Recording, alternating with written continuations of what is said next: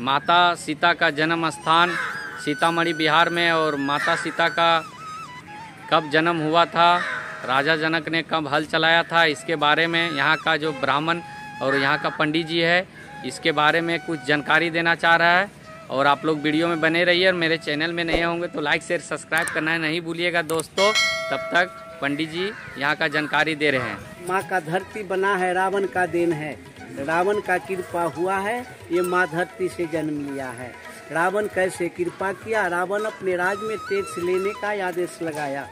उनका दूतों ने पूरे लंका से टैक्स लेकर जमा करवा दिया। 4 गो ऋषि जंगल में भजन करते थे, उनके पास रावण को दूत गया, जाकर बोला पुंद्र ऋषि से कि ये बाबा रावण की आदेश है, तुम्हें टैक्स देना पड़ेगा।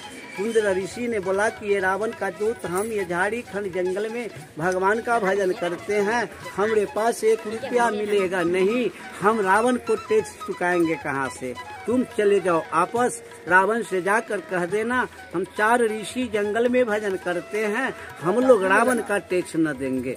रावण को दूत आपस चला गया रावण को पास। रावण ने पूछा है सबसे टैक्स लाया, वो ने बताया सबसे टैक्स लेकर लंका में जमा करवा दिया। 4 गो ऋषि जंगल में भजन करते हैं, वो टैक्स देने से इनकार गया। अगर रावण ये बात को मानता तो ये धरती नहीं बनता। रावण बात को माना नहीं, जाकर बोला है रावण कि जाओ, हमें राज में ऋषि क्या भक्ति करता है, भगवान भक्ति करता होगा, लेकिन टैक्स हम नहीं मानेंगे, तुम जाओ वो ऋषि से टैक्स लेकर आओ। जैसे रावण ने आदेश दिया, ये माटी का नया घड़ा लिया, माटी का नया ढक्कन। रावण को दूत पहुंचा है पुंद्र ऋषि के पास दोबारा जाकर बोला ये बाबा अमकी बार तुम्हें टैक्स माफ नहीं होगा, जब तक तुम टैक्स न दोगे तब तक हम यहाँ से आपस नहीं जाएंगे। पुंद्र ऋषि ने कहा कि रावण का दूत तेरे कहना भी ठीक है, रावण को राज में बसे हैं, रावण जो कहेगा वो काज करना पड़ेगा, आओ हम रावण को टैक्स चुकाते हैं। रावण को दूत बाबा कोई नजदीक में गया, अपने हाथ से अंगुली चीरकर बाबा घड़े में खून डाल दिया। दूसरी बाबा लंग गए, वो भी दे दिया। तीसरी बाबा लंग गए, वो भी दे दिया। चौथे बाबा लंग गया, वो भी दे दिया। चौथे बाबा का नाम है खैर्क मुनि ऋषि।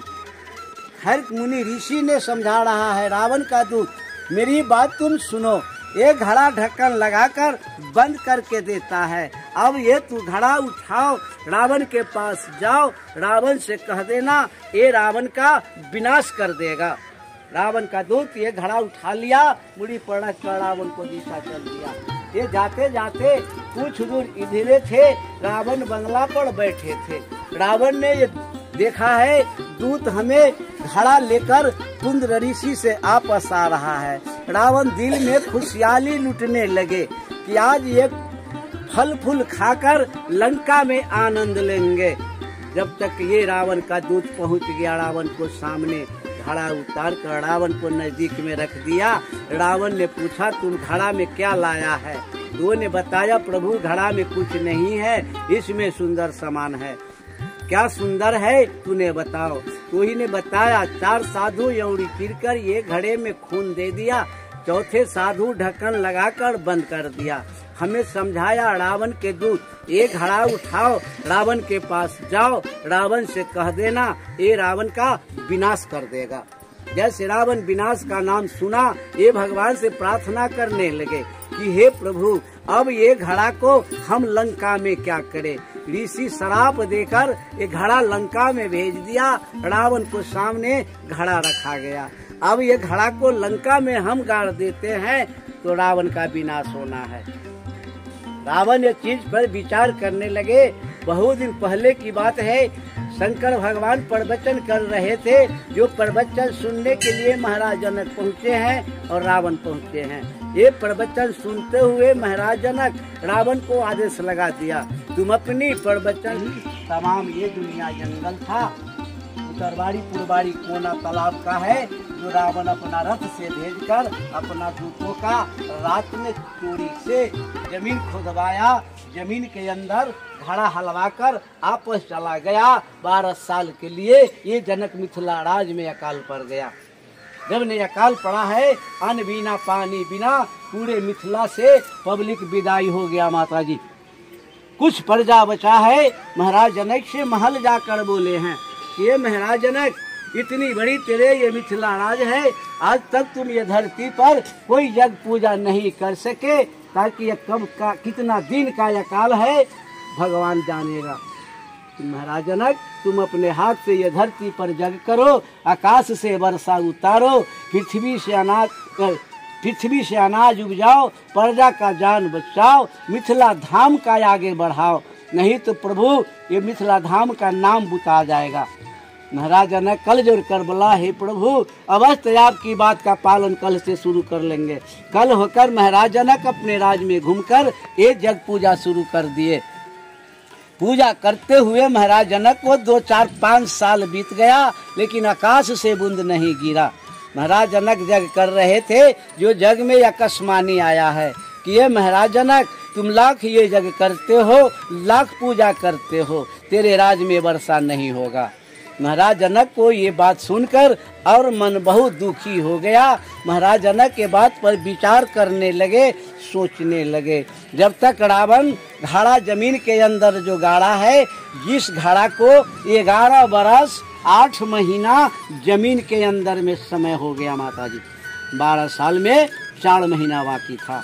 महाराज जनक जग कर रहे थे, जो जग में दोबारा ये लॉन्च आया है कि महाराज जनक, एक प्रश्न तुमसे और देता है, तुम इस प्रश्न को पूरा करना, तुम्हें मिथिला में बारिश होगा, नहीं तो बारिश नहीं होगा।